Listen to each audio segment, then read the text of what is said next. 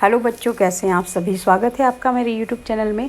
आज हम देख रहे हैं अध्याय 5 विज्ञान विषय पौधे और जंतुओं का संरक्षण। इसमें एमपी बोर्ड एनसीईआरटी के नए पाठ्यक्रम के अनुसार मैंने क्वेश्चन आंसर्स दिए। आप इन्हें अच्छे से रीड कीजिए, सुनिए ध्यान से और इन्हें नोट डाउन कीजिए। कहीं भी आपको ऐसा लग रहा है जहाँ समझ में नहीं आ रहा है तो आप मुझे कमेंट करके भी पूछ सकते हैं और पर्सनली फ़ोन लग करके भी आप मुझसे पूछ सकते हैं। तो बच्चों, आइए हम देखते हैं कौन कौन से क्वेश्चन आंसर्स हैं इसमें। वीडियो शुरू करने से पहले चैनल को लाइक सब्सक्राइब शेयर ज़रूर कर लें और हाँ, जो भी आपकी क्यूरी हो आप ज़रूर मुझे बताएं। तो आइए हम देखते हैं फर्स्ट क्वेश्चन से। पहला क्वेश्चन है हमारा, रिक्त स्थानों की पूर्ति कीजिए। वह क्षेत्र जिसमें जंतु अपने प्राकृतिक आवास में संरक्षित रहते हैं तो वो क्या कहलाता है? तो वह वन्य जीव अभ्यारण्य कहलाता है। जिस क्षेत्र में विशेष पाई जाने वाली स्पीशीज कहलाती है तो विशेष क्षेत्रीय स्पीशीज उसे हम बच्चों नेक्स्ट क्वेश्चन है, प्रवासी पक्षी सुदूर क्षेत्रों से परिवर्तन के कारण पलायन करते हैं तो वे मौसम परिवर्तन के कारण पलायन करते हैं। बच्चों, ये थे हमारे रिक्त स्थान। अब हम देख रहे हैं क्वेश्चंस। वनोन्मूलन का निम्न पर क्या प्रभाव पड़ता है? तो वनोन्मूलन का वन्य प्राणी पर वनोन्मूलन का प्रभाव। पेड़ पौधे वन्य प्राणियों का आवास और भोजन देते हैं। वनोन्मूलन से प्राकृतिक आवास नष्ट हो जाते हैं। वह जंतु संकटापन्न स्पीशीज बन जाते हैं। मतलब वो कैसे हो जाते हैं, वो विलुप्ति के कगार पर आ जाते हैं, उनकी प्रजाति नष्ट होने लगती है।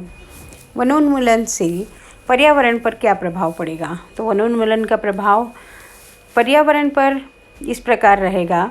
वनोन्मूलन से वायुमंडल में ऑक्सीजन की कमी आ जाती है। प्रकाश संश्लेषण की क्रिया में पौधों को भोजन बनाने के लिए कार्बन डाइऑक्साइड की आवश्यकता होती है।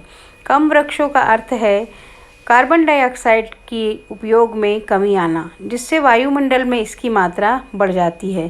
क्योंकि कार्बन डाइऑक्साइड पृथ्वी द्वारा उत्सर्जित ऊष्मीय विकिरणों को परिग्रहण कर लेती है, यानी अवशोषित कर लेती है।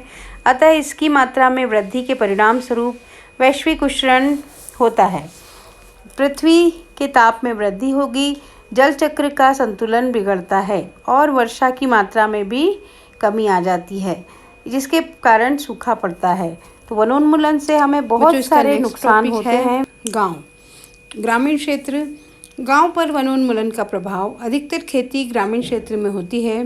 भूमि पर वृक्षों की कमी हो जाने से मृदा अपरदन अधिक होता है। मृदा की ऊपरी परत हटाने से नीचे की चट्टानें दिखाई देने लगती हैं। इससे मृदा में ह्यूमस की कमी होती है तथा इसकी उर्वरता में अपेक्षाकृत कम हो जाती है। नेक्स्ट टॉपिक देखें बच्चों हम, शहरी क्षेत्र। शहर पर वनोन्मूलन का प्रभाव। शहरों में उद्योग और वाहन बड़ी मात्रा में चलते हैं।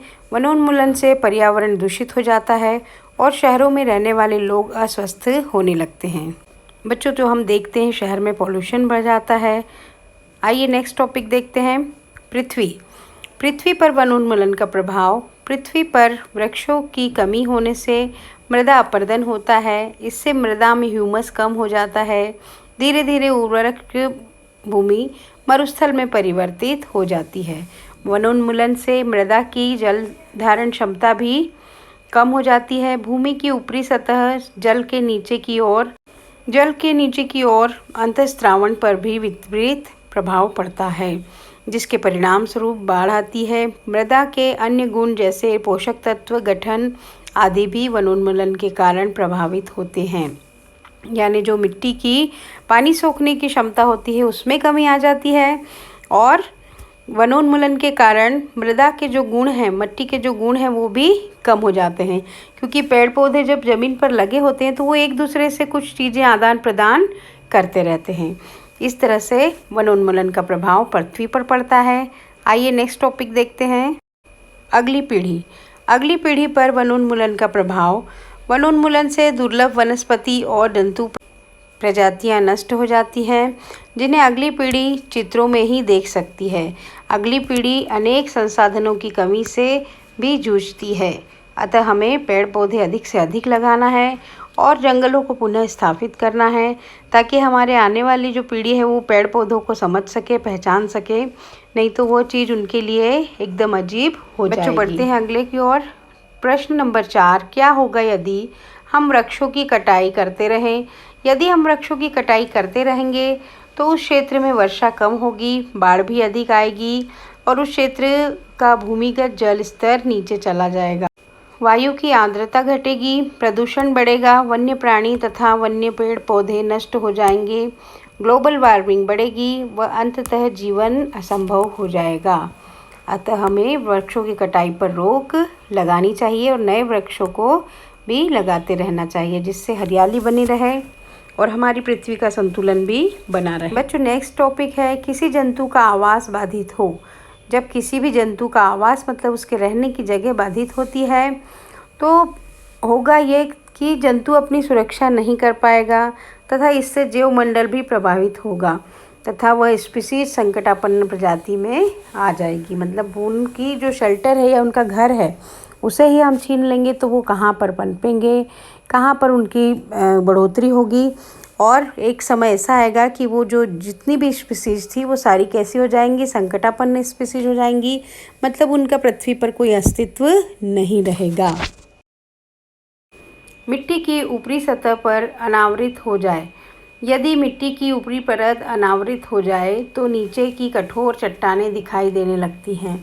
इससे मृदा में ह्यूमस की कमी हो जाती है तथा उसकी उर्वरक क्षमता भी कम हो जाती है तथा इसकी अपेक्षाकृत उर्वरक क्षमता कम होती है। धीरे धीरे उर्वरक भूमि मरुस्थल में परिवर्तित हो जाएगी। अतः हमें वनों की कटाई नहीं करनी है और जब भी हमारी देखें कि हम किसी भी पेड़ को काटा जा रहा है तो हमें उसके स्थान पर एक नया पेड़ जरूर लगवाना चाहिए। अगला क्वेश्चन, प्रश्न नंबर 5 संक्षेप में उत्तर दीजिए। हमें जैव विविधता का संरक्षण क्यों करना चाहिए? जैव विविधता का संरक्षण से तात्पर्य है क्षेत्र विशेष में पाए जाने वाले सभी पौधे और जंतुओं तथा सूक्ष्म जीवों को विभिन्न प्रकार की प्रजातियों से हम इनका संरक्षण करने पर उस क्षेत्र की जैव विविधता और संस्कृति को बनाए रखना चाहिए। जैव विविधता के कारण ही हमें खाद्य पदार्थ प्राप्त होते हैं तथा जंतुओं के जीवन यापन के लिए भी अनजान पहलुओं का भी अध्ययन हम उस क्षेत्र में कर सकते हैं। जंतुओं को सुरक्षित रखकर जैव विविधता का संरक्षण अति आवश्यक है। अतः हमारे जीवन के लिए एक बहुमूल्य। बच्चों, इसका नेक्स्ट टॉपिक देखें हम। संरक्षित वन भी वन्य जंतुओं के लिए पूर्ण रूप सुरक्षित नहीं है। क्यों? संरक्षित वन भी वन्य जीवों के लिए पूर्ण रूप से सुरक्षित नहीं है क्योंकि इनके आसपास के क्षेत्रों में रहने वाले लोग वनों का अतिक्रमण करके उन्हें नष्ट कर देते हैं। आप देखते हैं कि कहीं पेड़ कट रहे हैं, कहीं बिल्कुल खेत भी सुरक्षित नहीं है और सारी खेतों में कॉलोनी बन रही है। जहाँ भी खेत काटा जा रहा है या वन काटे जा रहे हैं, वृक्ष काटे जा रहे हैं, वहाँ पर पक्की रोडें और सीमेंटेड सारी चीज़ें बन जाती है जिससे कि पानी अंदर भी नहीं जा पाता और जो आसपास के क्षेत्र में जो हमारे आसपास हम देखते हैं कि नई नई कॉलोनीज़ बन रही हैं तो वहाँ पर इनका जो शेल्टर होता है वो ख़त्म हो जाता है और धीरे धीरे करके वो जातियाँ ख़त्म होने लगती हैं। बच्चों, इसका नेक्स्ट टॉपिक है आदिवासी वन जंगल पर निर्भर करते हैं।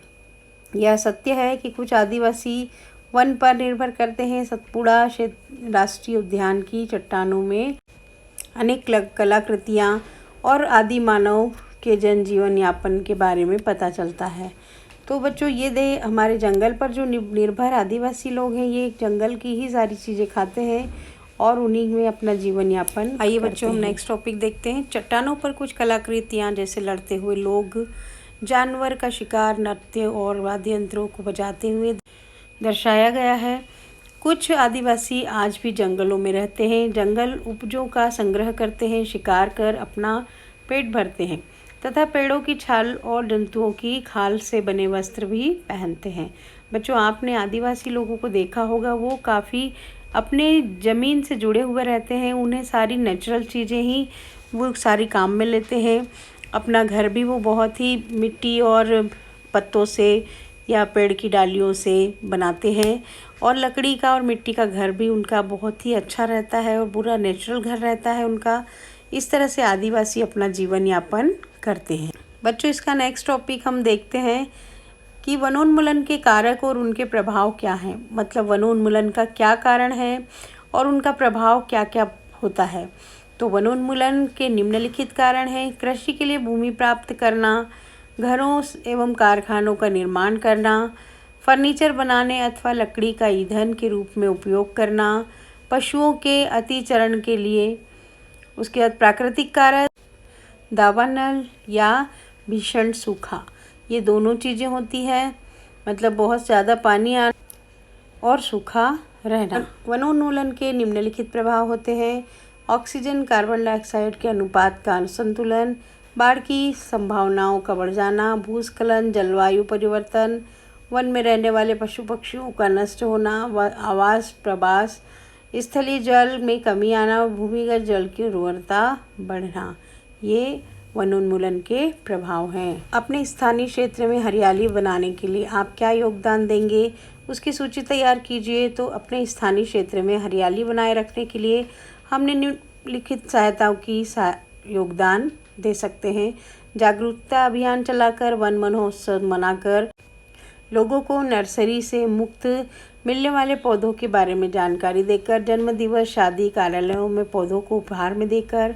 छोटे बच्चों की सहायता से पास के क्षेत्रों में पौधे लगवाइए। वन विभाग के कार्यकर्ताओं को बुलवाकर वनों के बारे में या वनों का महत्व समझाना। हमें कागज़ की बचत क्यों करनी चाहिए, उन कार्यों की सूची बनाइए जिनके द्वारा आप कागज़ की बचत कर सकते हैं। 1 टन कागज़ को प्राप्त करने के लिए पूर्ण रूपेण विकसित 17 वृक्षों को काटा जाता है। अतः हमें कागज़ की बचत करनी चाहिए ताकि पेड़ों को बचाया जा सके। कागज़ की बचत करने के लिए हम निम्न उपाय कर सकते हैं: कागज़ का पुनः उपयोग करके और कागज़ का पुनः चक्रण करके। तो बच्चों, हमने देखा कि हमें कागज़ों का भी अधिक उपयोग नहीं करना चाहिए, क्योंकि ज़्यादा उपयोग करने से वृक्षों को हानि हो। तो बच्चों, ये थे हमारे क्वेश्चन आंसर्स लेसन 5 के। आप इन्हें अच्छे से रीड कीजिए और जहाँ भी कुछ समझ में ना आए आप मुझे कमेंट बॉक्स में ज़रूर बताइए। वीडियो को लाइक, सब्सक्राइब, शेयर ज़रूर करें। कमेंट बॉक्स में जो भी क्यूरी हो आप मुझे ज़रूर बताइए। Thank you for watching. मिलते हैं नेक्स्ट वीडियो में।